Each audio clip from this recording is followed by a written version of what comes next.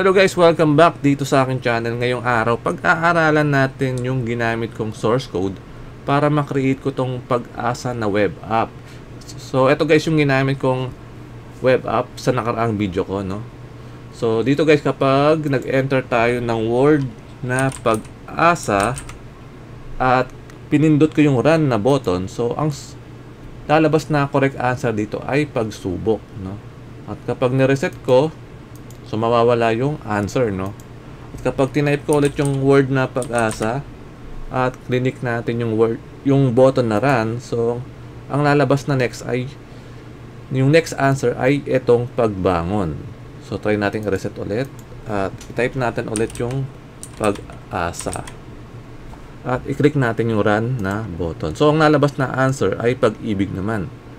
Pero kapag wala tayong in-enter dito na sagot, so tapos pinindot ko yung run na button, ang lalabas na correct answer ay Pag-asa. So alamin natin guys kung paano ko ba nagawa to, no? Kung ano yung ginamit kong source code.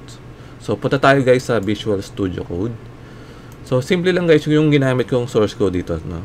So meron lang tayo dito isang HTML file. So sa loob ng HTML file, nandito rin yung ating ginamit na JavaScript code. So sa HTML guys, so ito lang, meron tayong H1, nandito yung title natin. At meron tayo ditong input text box, no? So ito yung placeholder natin para sa ating answer, no? So dito natin ilalagay yung ating sagot sa input box na to. At syempre meron tayong dalawang button, tong run na button at yung reset button. So kapag click natin to guys, so, merong mag-run na mga JavaScript function, itong get Pag-asa value at yung reset input na function. Dito natin i-display yung yung ating sagot sa paragraph na to, yung may p tag, yan. So yung ID niya ay result. So dito naman sa baba guys, meron tayong script dito. So ito yung ating JavaScript na source code.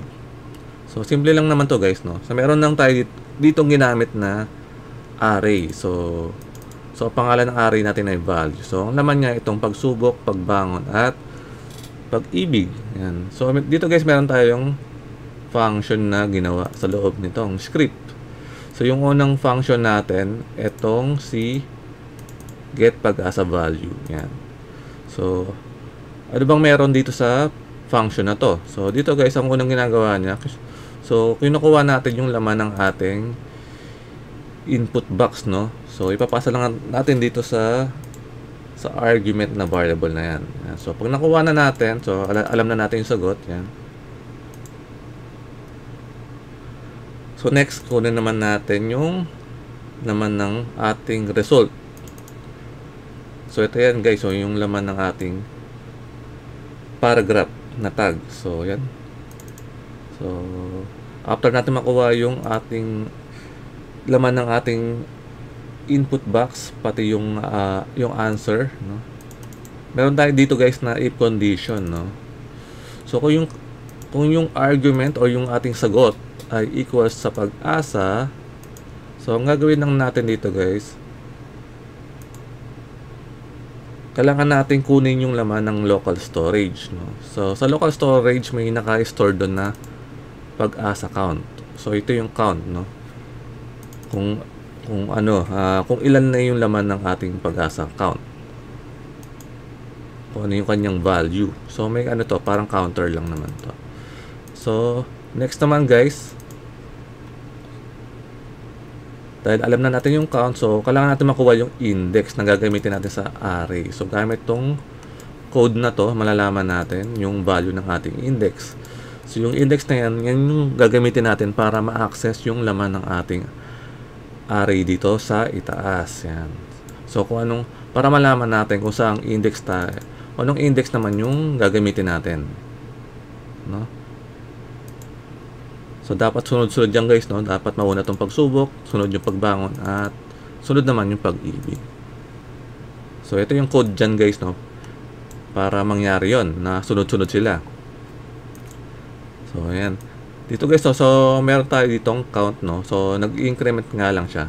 So para siyang counter lang naman to na nag-increment by 1. So kung nauna tong si pagsubok, so 0 yan. So mag-increment siya, yung count magiging 1 na to pagdating di sa line 29. Ayan. So next, kailangan natin i-validate naman kung ano yung laman ng count. So kung yan ay 0, so hindi to mag-execute yung buong if condition na to. Pero kapag yung value ng ating count ay more than or equals to 3, so magre-reset yung count natin pabalik ng 0. So magiging 0 siya ulit. Yan, no? So magre-reset siya kapag na-reach na natin yung dulo ng ating array. Next naman, so kailangan nating i-set yung value ng ating pag-asa count. So yung count pwede maging 0, 1, or 2 yan. Value niyan. At next, kapag yung ating sagot ay hindi equal sa pag-asa, ito guys yung magiging laman ng ating result. Yung word na pag-asa naman. Yan. So yan guys yung function ng get pag-asa value.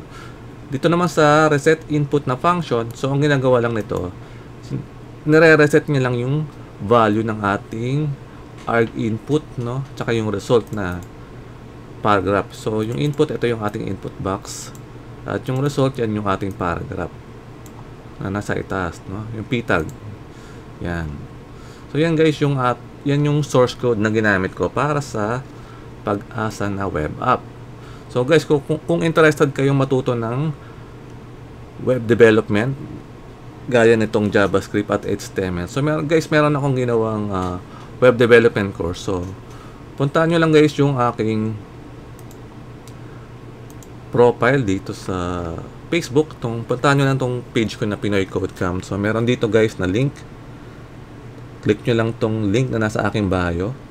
Tapos mapupunta kayo dito sa page na to. So dito guys, marami akong link papunta sa aking other social media platform. So i-follow nyo rin ako guys sa YouTube, TikTok at Instagram. So dito guys, meron akong ginawang web development complete course. So i-click nyo lang yan guys at manadownload nyo tong PDF na to, no?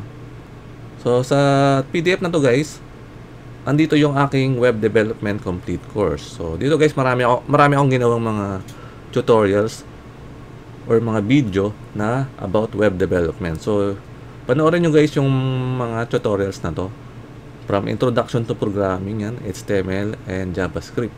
So yung iba dito guys na mga tutorials, hindi nyo po siya agad-agad ma-access, no?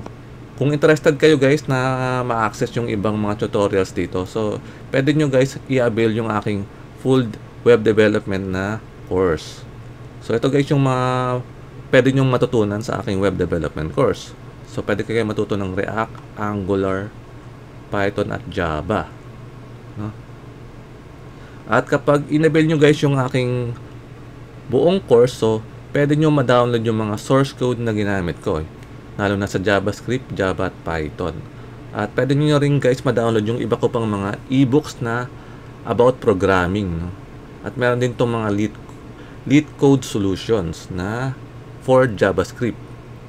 So dito guys sa source code, no, sa JavaScript source code, kasama rin dito yung ginamit kong source code, etong para sa pag-asa app. So yan guys, kung interested kayong matuto ng web development, pwede nyo i-avail guys yung aking buong course, no, for only $499. So kung interested kayo guys, message nyo lang ako sa aking FB page. Yan lang guys, maraming salamat sa inyong panonood at magkita-kita ulit tayo sa aking mga next video.